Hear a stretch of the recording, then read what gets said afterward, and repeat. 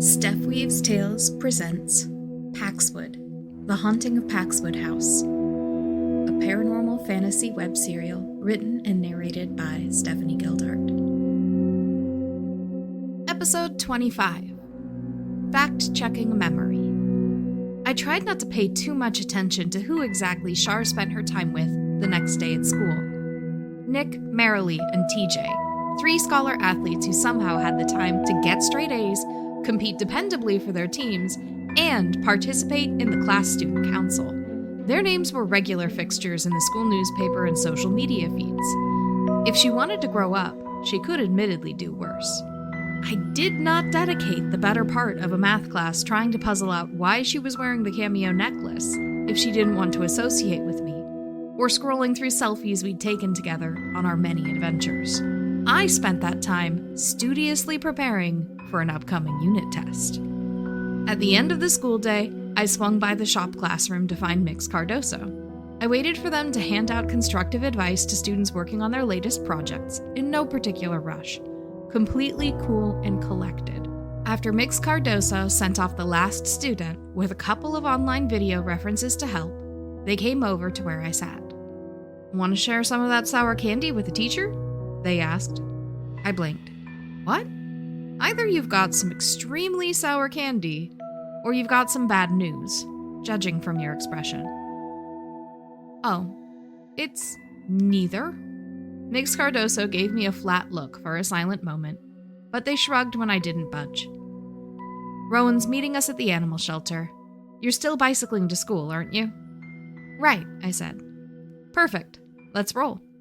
Mix Cardoso stood, grabbed a bicycle helmet out from nowhere, and led the way out to the bicycle rack. My brain was 3 steps behind as Mix Cardoso unlocked a high-quality transition bicycle from one end of the rack.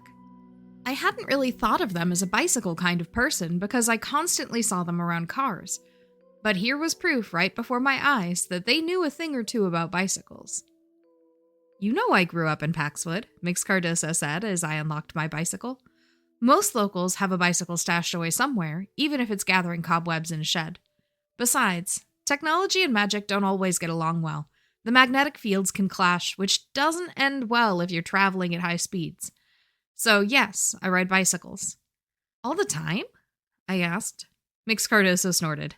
"That would be exhausting. I've got enchantments on my vehicles that redirect energy flow and protect them from surges for day-to-day use.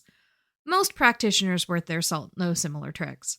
If I'm going into a situation where I expect a lot of magic flying around, I'll play it safe, park nearby, and walk a ride the rest of the way. Today, it's more convenient to travel together at the same pace, that's all." Rowen was leaning against the hood of her car when we arrived. "So, this dog. Why are we following up?" Sly had the thought that Sylvia might have planted it there, so we want to see if it's, an evil dog. I pressed my lips together, debating whether to share the other part. "And?" Mix Cardoso prompted. "Back in middle school, there was a black dog following me and Shar around. I swear it was the same dog, unless my memory is playing tricks on me. But my memory is pretty reliable," I said. "It has a notch in one ear, same as the dog back then. Same size, same build. I want to take a closer look. Sylvium hasn't been around that long. And a dog from, 3 years ago? Would change with time besides," Rowen said. "If they're involved with the dog, how could it be the same?" Mix Cardoso held up a hand. "Before we go spinning theories without analysis of the physical evidence, let's get eyes on this dog." I clenched my jaw at both Rowen and Mix Cardoso's dismissal of my idea, especially after Bast's compliment in my dreams. Once we had the dog in front of us, things would come together. I'd prove myself. "Hey, Sydney," I said, coming up to the animal shelter counter with a smile. I'd interviewed Sydney when I was in 5th grade, trying to make the case to convince my parents to let me adopt a dog or cat. Despite an absolutely delightful article about the benefits of pet ownership and the joy that adopting a shelter animal can bring that got me 3 gold star stickers from my 5th grade teacher, my parents were unmoved. Since then, she'd gone from shelter volunteer to paid animal care technician while she was working her way through classes necessary to become a full-fledged veterinarian. "Oh, have you applied for the WSU vet program yet? About time, isn't it?" "How do you remember everyone?" Sydney asked in return, blue eyes sparkling. "I haven't seen you here in a while, and yet you still somehow know exactly when I ought to be applying for WSU? You're not internet stalking me, are you? Just an excellent memory, I said. Maybe that was a little too pointed. Sent my application in last week, but they won't make decisions for a while yet, and it's a long process. Keep your fingers crossed for me.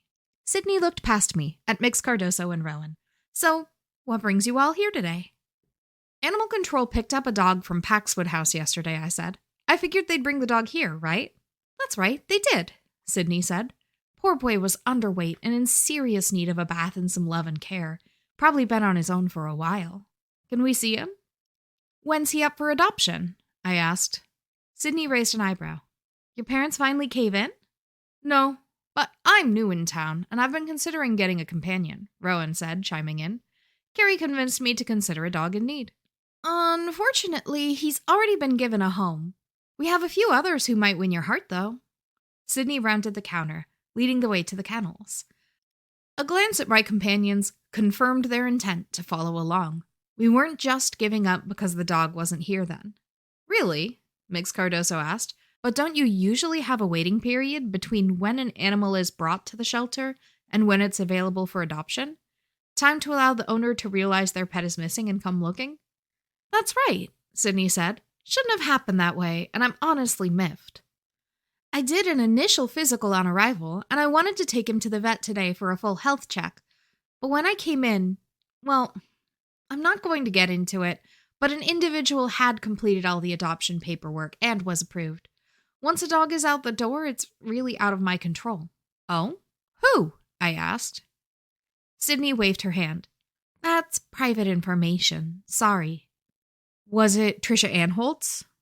I watched her expression, and she definitely flinched at the name. I really can't say, she said. For the next 20 minutes, Rowen proved to be a dog person, complete with soothing dog voice and all the appropriate instant compliments and nicknames for these sweet pupperinos and big boofers. Her words, not mine. Rowen wrapped it all up by telling Sydney that she had a lot to consider, but would be in touch when the time was right. Our next stop was Maisie's Diner, and I waited for Mix Cardoso to do their magic and protect our table from eavesdropping before I leaned in. So, if Anholtz has the dog, what does that mean? Could mean any number of things, Mix Cardoso said. I'd be willing to bet that she used some magic to grease some wheels so the adoption would happen. Mind magic's in her wheelhouse. Oh? Rowen asked. We went to high school together. She tried to win over my boyfriend by force. Lucky for both of us, I caught the whammy before it took root, and she backed off. Mix Cardoso explained. How is Roy, anyway? I asked. Being a Grand Canyon park ranger and loving every minute, Mix Cardoso said. They leaned back casually. I'm not even a bit surprised she's even deeper into shady dealings. Rumor in our graduating class had it she probably set the house on fire and killed her parents for the insurance money. I don't buy into rumor mills, and the investigation didn't turn anything up, but she's always been self-centered enough to do harm for her own personal gain. So, if she's got the dog, she's probably not going to be giving him tasty treats and belly rubs, is she? I said, frowning. She's never had pets, so I doubt it, Mix Cardoso said. This makes following up on the dog a bigger challenge. Rowen sighed. It'll have to wait. There's bigger business in hand right now. Tonight's presentation. Right, I said. Let's go over the plan. Thank you, listeners, for tuning in. Paxwood, Book 1, The Haunting of Paxwood House, is written and narrated by Stephanie Gildart. That's me.